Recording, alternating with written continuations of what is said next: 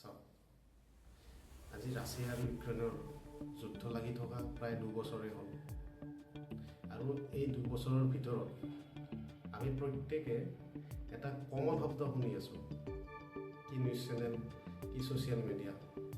গতিকে সেই শব্দটো হৈছে টেৰিফ। গতিকে টেৰিফনো কি? টেৰিফ কিয় এখন দেশে এখন দেশৰ ওপৰত লগায়? বলক আজি টেৰিফৰ বিষয়ে সাধাৰণভাৱে জানো। চাওক, টেৰিফ মানে হৈছে ইম্পৰ্ট আৰু এক্সপৰ্ট সামগ্ৰীৰ ওপৰত লগোৱা টেক্স।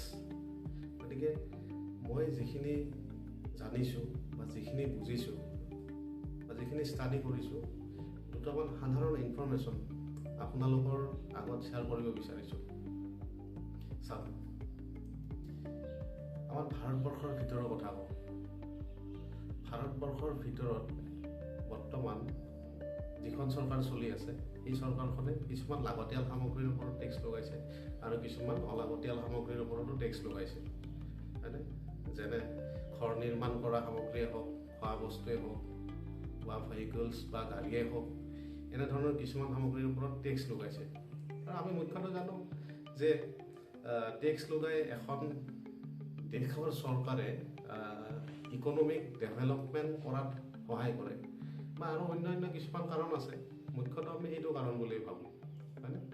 গতিকে আমি ভাৰতবৰ্ষৰ বাহিৰত যাই আমি এতিয়া চাওঁ, যেতিয়া ইণ্টাৰনেশ্যনেলি এখন দেশে এখন দেশৰ ওপৰত টেক্স লগায়, ইম্পৰ্ট আৰু এক্সপৰ্ট সামগ্ৰীৰ ওপৰত টেক্স লগায়, সেইটোক টেৰিফ বুলি কওঁ। যেনেকৈ আমেৰিকাই ইণ্ডিয়াৰ বা ভাৰতবৰ্ষৰ টেক্সটাইল ইণ্ডাষ্ট্ৰী হওক বা ফাৰ্মা ইণ্ডাষ্ট্ৰী হওক বা ষ্টীল ইণ্ডাষ্ট্ৰী হওক বা এভিয়েশ্যন ছেক্টৰে হওক, এই সকলোবিলাকৰ ওপৰত কেতিয়াবা 15%, কেতিয়াবা 20% আৰু কেতিয়াবা 30% এনেকুৱা টেক্স লগোৱা দেখা যায়। গতিকে ইয়াৰ সত্যনো কি? কিয় টেক্স লগাই আছে? কিয় টেৰিফ লগাই আছে? ইয়াৰ আচল পিছৰ ৰহস্য বা খেলখন কি?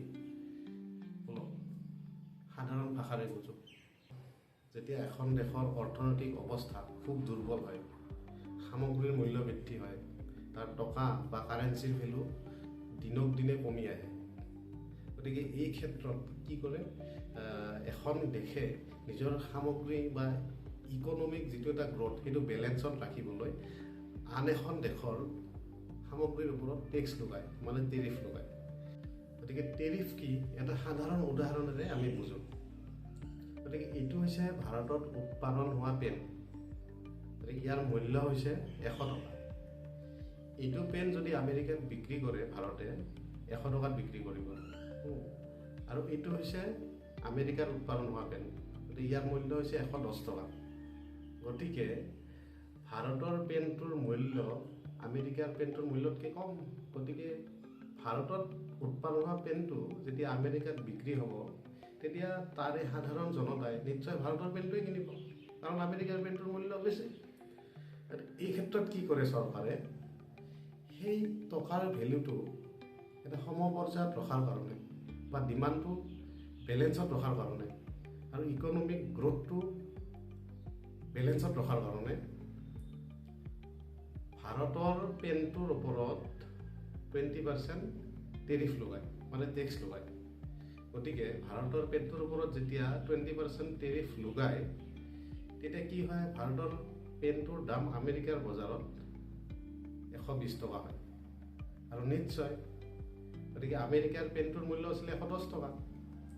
গতিকে ভাৰতৰ পেনটোৰ মূল্য 120 টকা হ'ল, মানে 10 টকা বাঢ়ি গ'ল। নিশ্চয় আমেৰিকাৰ মানুহে ভাৰতৰ পেনটো বাদ দি আমেৰিকাৰ পেনটোৱে কিনিব, কাৰণ সেইটো সস্তাত পাব তেতিয়া। এইটো হৈছে মেইন কাৰণ। গতিকে ইয়াকে আমি সাধাৰণ অৰ্থত টেৰিফ বুলি বুজোঁ। গতিকে এতিয়া মেইন খেলখনলৈ উভতি আহোঁ। আমেৰিকাই ভাৰতৰ ওপৰত হেভি টেৰিফ লগোৱাৰ মেইন কাৰণ, আমেৰিকাৰ মতে ৰাছিয়াৰ পৰা ভাৰতে কেঁচা তেল কিনি আছে। তাৰ ফলত কি হৈছে, ৰাছিয়া আৰু ইউক্ৰেইনৰ যুদ্ধ দীঘলীয়া হৈ আছে। গতিকে আমেৰিকাই মেইন টাৰ্গেট ভাৰতক কৰিছে।